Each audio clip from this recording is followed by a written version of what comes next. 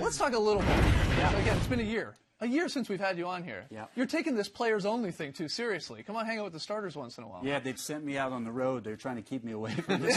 You're doing a fantastic job, by the way. Thank you. Yeah. Thank you. I want to make mention about one thing you guys were talking about earlier with regards to the Cavs, and not just the fact that you've got J.R. Smith going to the bench.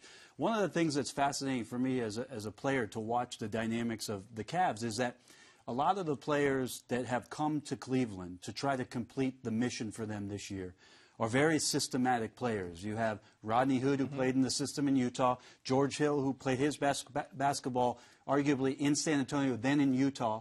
Then now these guys have to play with the likes of a LeBron James, where a lot of things out on the floor become freelance and off of his play. So their adjustment in the second half in the next 12 games or so is still the most fascinating part of Cleveland's dynamic for them to become the competitive team, come playoff team. It's to watch those ancillary pieces, learn how to play with LeBron James, where it is they can be effective. It affects your aggressiveness as a player, because when you're unsure in that game, you can't be unsure for very long. Right. It exposes you for too many possessions in a game. Well, you're talking about the Cavs here. Let's talk about the Spurs quickly. You were a two-time champ with them. Do you want to break some news here during the 1000th show? Do you know what's going on with Kawhi Leonard and the Spurs? You know, I wish I had some. I can tell you that I spoke with Manu a little bit, and I can't say everything that he told me, but there are a lot of people just wondering, what it is that's happening. Those are guys on the team included, about how it is that this is going to play out. And I think it's fair for all of us to assume that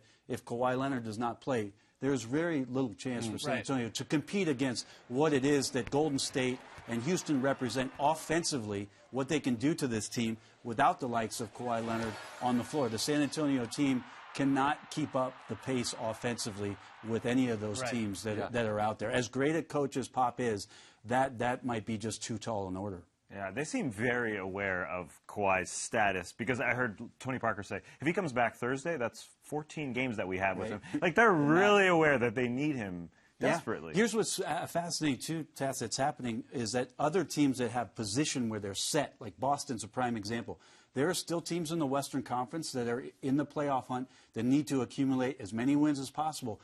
If Boston is resting guys and making sure that they're healthy, the fact that these guys have to go on the road to play Boston, it's not the same team in the Garden. So the likes of the Thunder, the likes of the Pelicans, those might have been games where other opponents are thinking they might lose that game.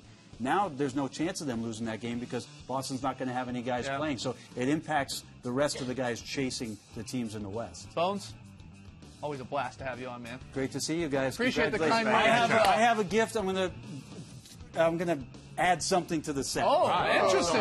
That's my promise to you for the 1000th show. When it comes in, you guys can discuss. So we're gonna get it in a year when we have you back on. What's going on? 2000th show. No, it should not take that. Okay. Brent Barry, thank you so much.